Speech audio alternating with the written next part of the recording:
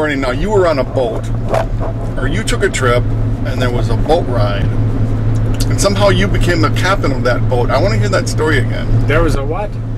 Well, you became a captain on a boat because the captain had become incapacitated in some manner. Well, that was about 1977 or something. We went to Acapulco.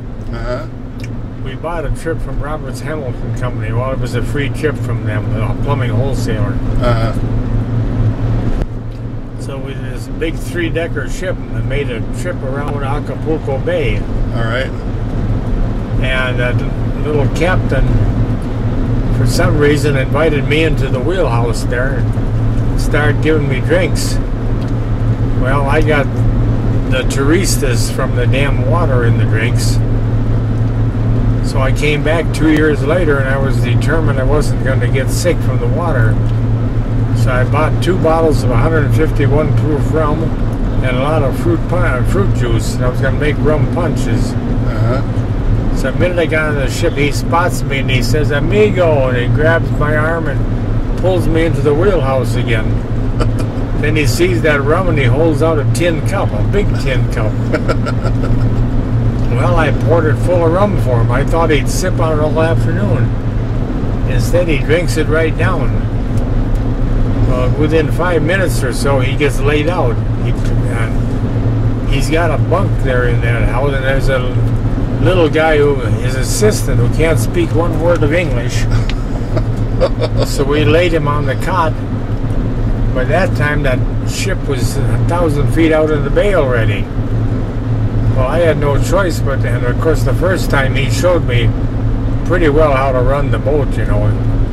It's a case of steering it, but all your orders you holler down to the engine room.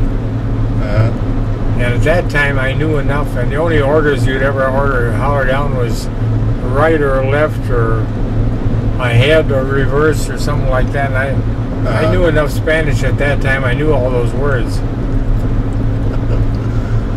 And of course, I knew all the sights along the bay. I had a running commentary going to him, and of course I blew the horn a lot too. Like there's John Wayne's boat, and up there is Lee Trevino's house, and all the rest of it. And then we finally came up, there was a big pile of rocks that rose above the water. Mm-hmm. And I didn't see them as soon as I should have. So I hollered down derecho or left or whatever it was. Derecho was right, I guess. And we turned a little faster than we should have. And all the garbage cans went off the side of the boat. And about then the passengers started to become aware that something might be going on. The guy that Bud Roberts from Roberts Hamilton took that picture of me steering the boat. We had locked the doors so nobody could get in and bother us. And so... but I knew I couldn't dock that boat. I didn't know if he backed in or went straight ahead. If I had backed in, I'd have the propellers up on the beach. So we kept sending out for black coffee, and we finally got him to come to enough to dock the boat.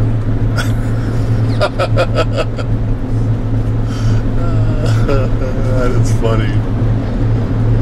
And that's a true story, so help you God, right? So help me God. I've always wanted to go back and see if he would still say amigo. Because hell, I did all his work for him all afternoon. I don't think anybody from the cruise company knew a thing about it. And the people on the passengers didn't give a shit as long as they got off safe. I had announced to them that we wouldn't have to take the bus back to the hotel. And I was going to take the ship right up to the hotel and beach it there. That didn't go over too well either.